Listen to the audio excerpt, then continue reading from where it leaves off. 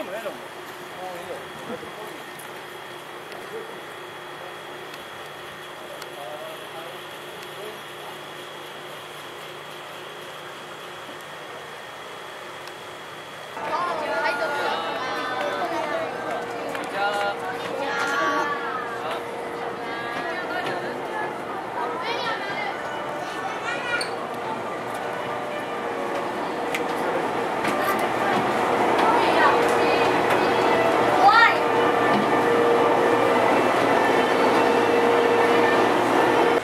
宝探しは終わったか？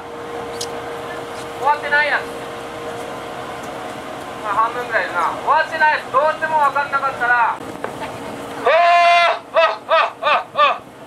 れを今から引いて出してもらうと、これを引いて番号を読み上げるから、もし同じ番号だったら、そいつがラン